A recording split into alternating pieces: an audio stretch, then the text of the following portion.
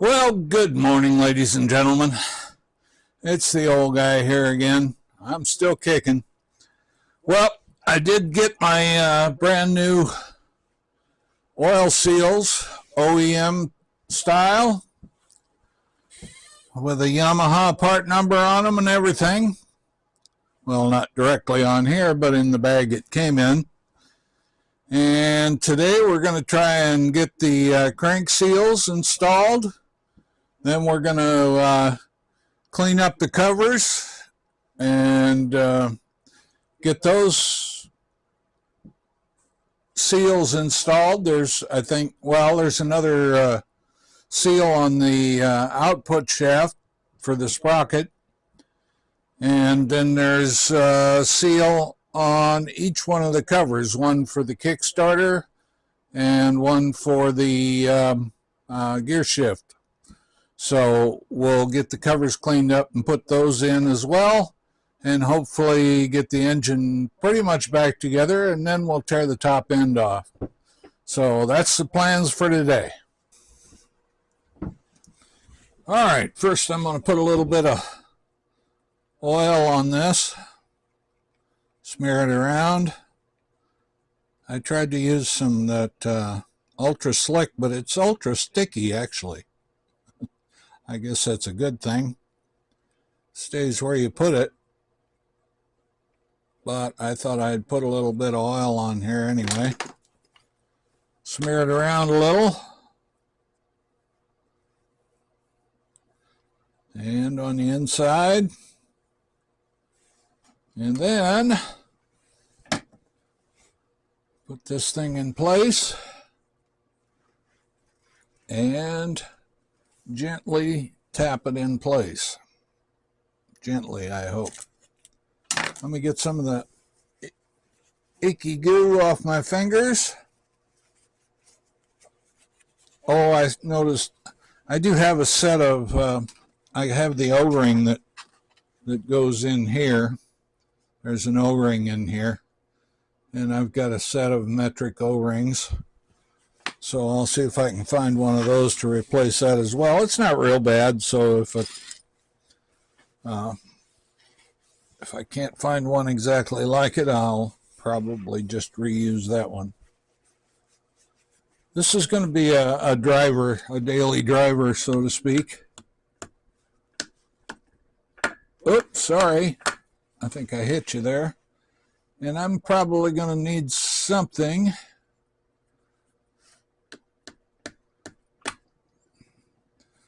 to cause this seal to want to go in there, and I think I know just the thing, and I'm going to go get some. My old brain didn't work right, and I forgot to turn the camera on when I came back, and so I missed about a half an hour or so of struggles trying to get that seal to get down in there where it belonged. But we got her, and she's all set, and we'll take off from there.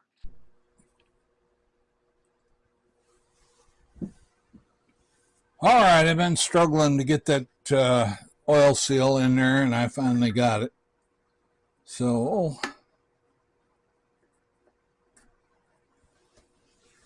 we'll get that guy back on. Oh, wait. You know what? I'm going to get these two keepers back in there first.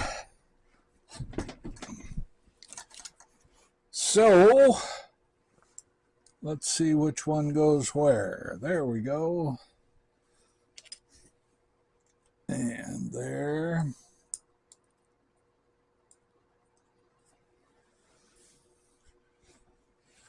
I guess they're not in too bad a shape. Screw heads I'm talking about. Well, throw it on the floor, Jack.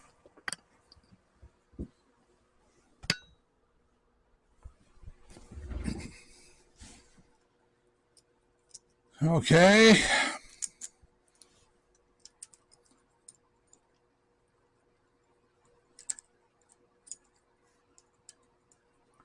Well, that screw doesn't want to start.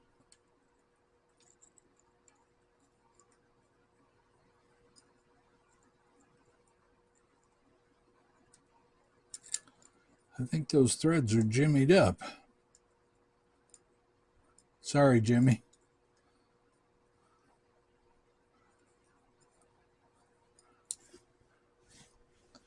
Just a figure of speech, of course.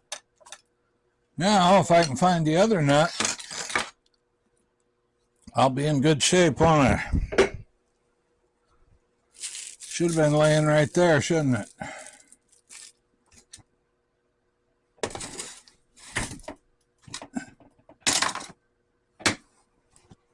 But never fear, I have one. All right, the O-ring is on there. Now, if I can find a nut, it probably fell on the floor. I think somebody pointed out to me that when I was cleaning the bench, one fell, but I think that was before I took it apart. Yep, here's one. Right on the floor, right where I left it. How about that?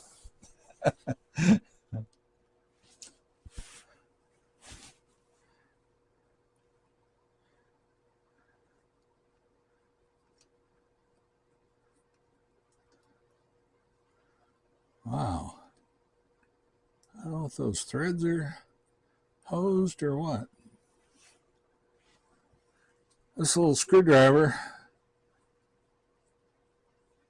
is kind of nice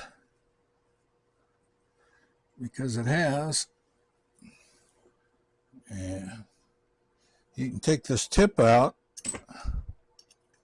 and put it in up here for more torque. Anyway, and put it down here for more speed.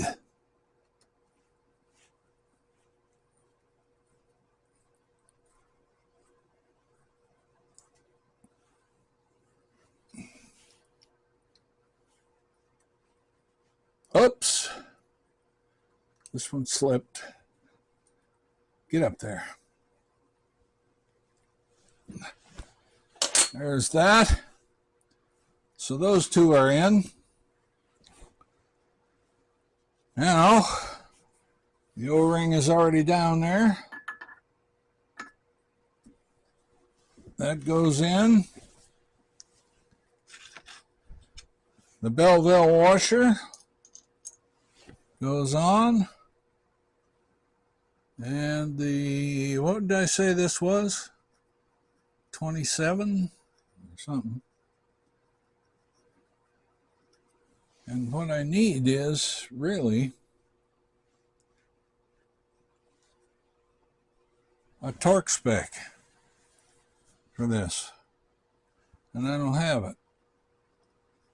So let me see if I can find it. And I'll be back.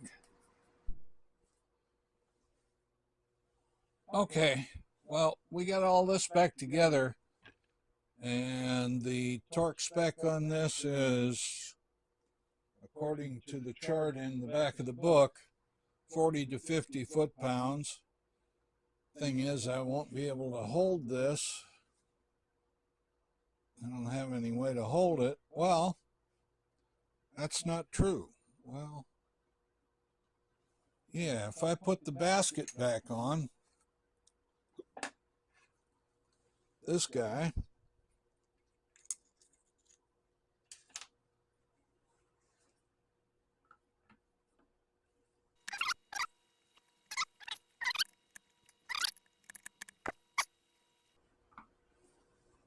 let's see, where is it? Right here.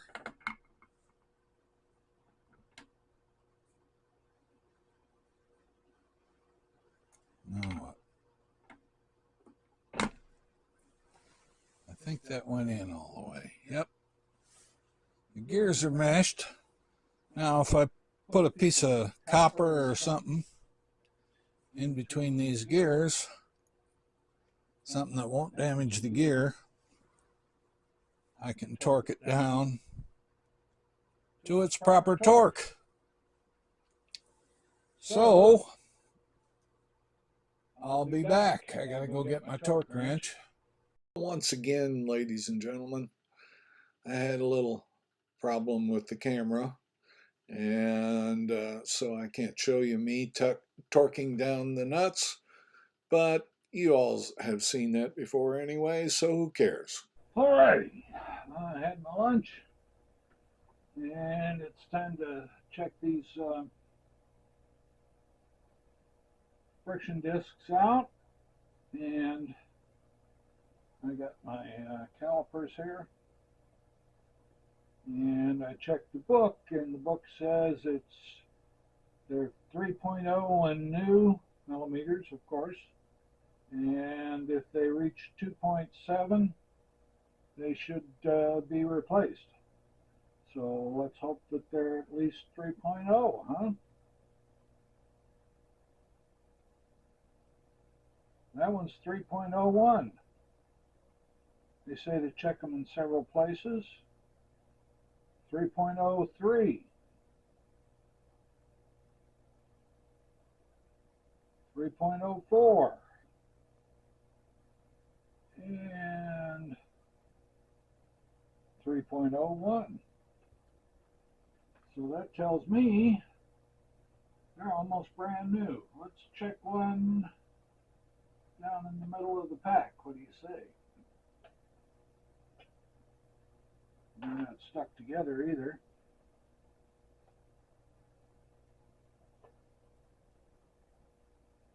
Okay.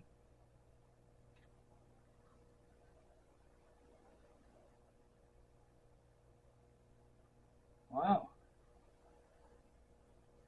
3.13.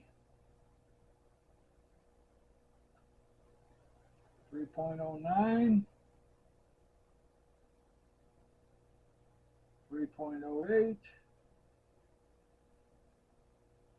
And 3.15.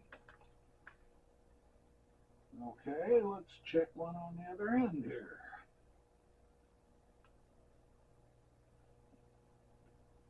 And they're pretty well saturated with oil, so don't need to re-soak them or anything. Huh, they just keep getting bigger. 3.14, 3.06, 3.11, and 3.10. Yep, they're in good shape.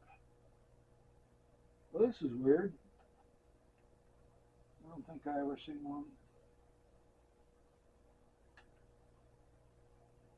kind of weird shaped disc here. I don't know if you can see that. I don't know if it's some kind of a locator or not. But this is the first one.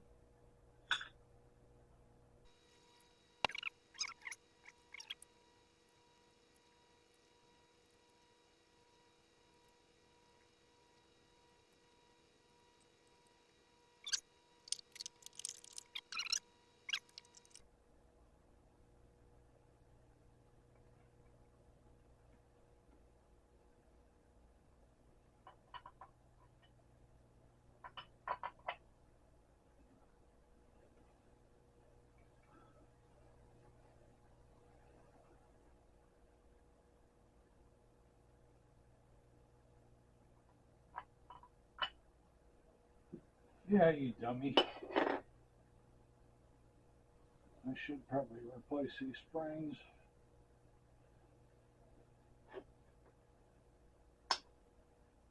Anyway, we got the Belleville washer here. That doesn't go over that. I always drop things. Okay, concave side down. Let's leave that off until we get this nut on there. I don't see any difference between the two sides.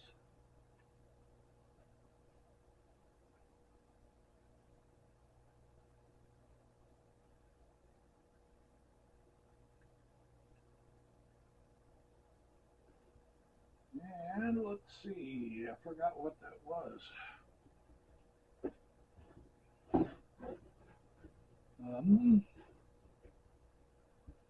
Let's see if we can bring it up over here.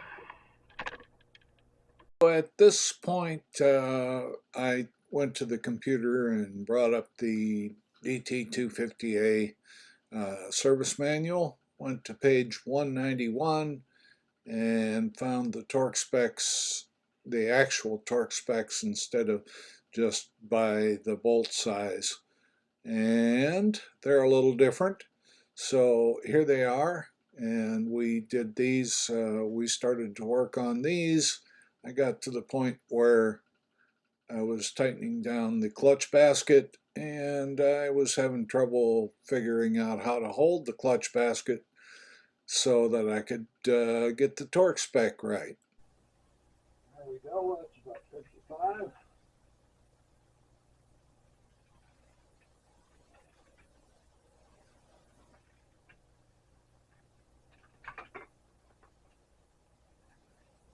Oops. All right, we need our penny on the opposite side this time.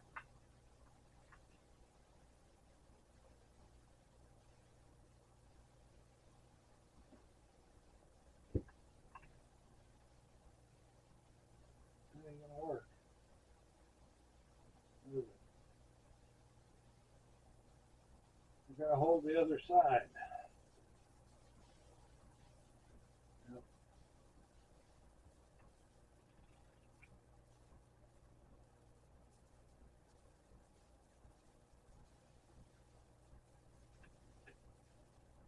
So,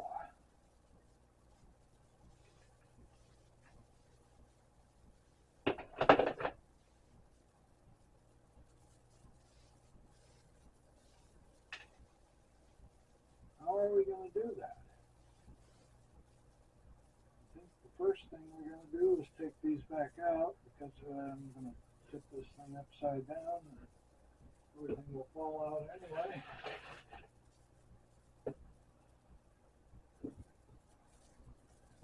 So, we need to throw everything on the floor, which is what we normally do.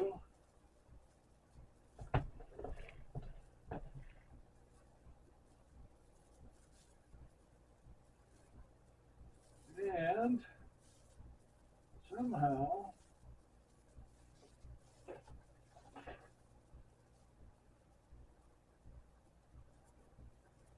put this back on, the sprocket.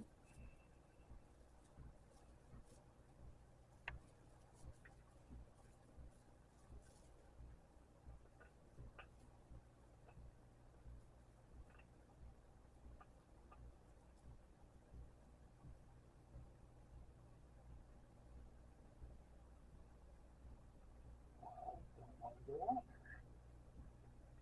Why don't you want to go up there?